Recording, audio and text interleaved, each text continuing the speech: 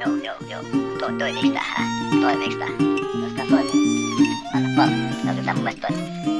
Go 4.2. Se on tekstinkäsittelyohjelma niin kuin Word, johon on laitettu steroideilla toimiva turbomoottori. Suomalainen älynväläys. Sihteeri, joka ei koskaan jätä kylmäksi. Murhaavan uljas käyttöliittymä, joka toimii kuin pelastusrengas. Sinulle, jolla ei ole varaa palkata kalliita kustannustoimittajia tai tekstin hioajia, mutta tämä meidän sormien snapsäytyksellä toimiva Go 4.2 hoitaa kaikki muuttelut sinun puolestasi. Se on niin kuin sinun sihteerisi. Miten minä sen nyt selittäisin tässä nopeasti, mutta tässä tulikin mieleeni, että mitäpä jos me menisimme kahville ja tämä alkaa nyt jo saapua ylimpiin kerroksiin tämä hissi, niin jospa saisinko minä poiketa kertomassa vielä tarkemmin, mitä voimme näyttää esimerkkejä, mitä tällä on, mitä tällä Go 4.2 voi tehdä. Katsokaas, nyt tää on niinku Smedek-asenne. Smedek keksijä sanoi. Se on siis tämä tekoäly kyseessä tässä, tämä AI Editor Spectrum 4.1 niinku insinöörikielellä.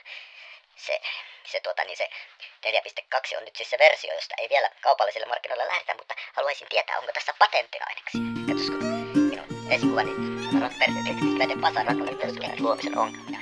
Tarjoaa skaalautuvan ratkaisun erilaisiin muokkaustarpeisiin ja luo uudenlaisen käyttöliittymäkonseptin tekstieditoreille. Vaikka yksittäiset komponentit perustuvat tunnettuihin periaatteisiin, niiden yhdistelmä ja systemaattinen soveltaminen luovat uudenlaisen teknologisen ratkaisun, joka menee perinteisten tekstieditorien toimintamallien tuolle puolelle. AI Editor Spectrum 4.1 ratkaisee keskeisen ongelman nykyisissä tekstinkäsittelytyökaluissa. Puuttuvan systemaattisen lähestymistavan eri tasoilla tapahtuvan tekstinkäsittelyn ja ihmisen tekoälyn välisen yhteistyön. Mutta tuo on tärkeä, tuo kommunikaatioita ratkaiseva ongelma. Tekstin käsittelyn fragmentaatio. Nykyiset työkalut vaativat käyttäjää vaihtamaan useita eri sovelluksia tai työkaluja saadakseen halutun tuloksen. Pelkkä oikoluku, tyylillinen parannus tai täydellinen uudelleenkirjoitus vaatii eri prosesseja. Mutta tämä ratkaisee tuon ongelman. Mutta myös inhimillisen luovuuden ja tekoälyn tehokkuuden välinen kuilu. Käyttäjillä ei ole yhtä käyttöliittymää, joka voisi hallita tarkasti, kuinka paljon tekoäly saa muokata tekstiä.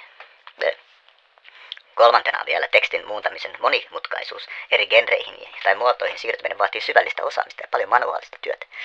Mutta ratkaisun tavat ovat 1.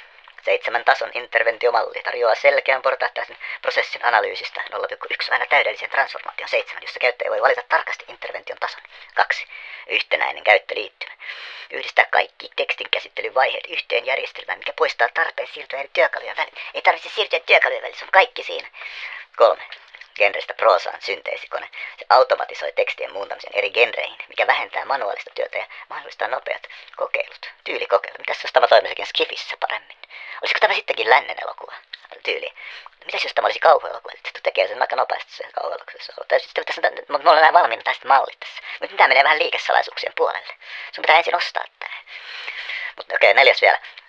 Tämä niin kuin ihmisen ja tietokoneen välinen niin kuin kollaboratiivinen luovuus. Tässä on luovuutta, tässä on niin kuin educationi, niin kuin koulutusta, tässä on viestintää, niin kuin communication, tässä on niin kuin creativity, tässä on niin kuin luovuutta. No tasapainottaa tekoälyn tehokkuuden ja käyttäjän luovuuden antamalla käyttäjälle täysin, vai 100% hallinnan intervention tason. Tämä ei ole divine intervention, vaan tämä on niin kuin AI intervention. Tämä on niin kuin, teknologia on hyvä ihmiselle, suomalaisten pitäisi tajuta, että tässä ei ole mitään pahaa tässä niinku. Se on se ydinviesti, että niinku suomalaiset ei pärjää talouskasvussa, ellei ne tajuu sitä. Mitä näet? Suomalaiset ei tajuu, että niinku, kato, kuunnelkaa suomalaiset ja koulalaiset, koska Suomi ei pärjää ilman tekoälyä, ilman ihmisiä, ilman tavallisia kansalaisia, jotka osaavat kommunikoida tekoälyllä. Tekoäly, myönteisyys olisi saatava suomalaisten asenteeksi. Sillä tekoälykielteisyys, ei siitä tule mitään talouskasvua, ei siitä synny mitään ilman uusinta teknologiaa. Tekoäly, se on tulevaisuutta, sitä emme voi kiistää. Tämä minun keksintöni ratkaisee tämän ongelman, joka on siis meidän koulutusjärjestelmämme ja meidän kommunikaatiokoulutuksemme ja meidän luovuus. Meidän pitäisi perustaa luovuuden johtamisen ministeriö. Sillä vain koulutuksella ja vain paremmalla kommunikaatiolla tekoälyn avulla me pystymme sellaiseen luovuuteen, jota vaaditaan maailman edistyneimmältä kansakunnalta ja erityisesti kouluilta. Siinä minun metodini teille.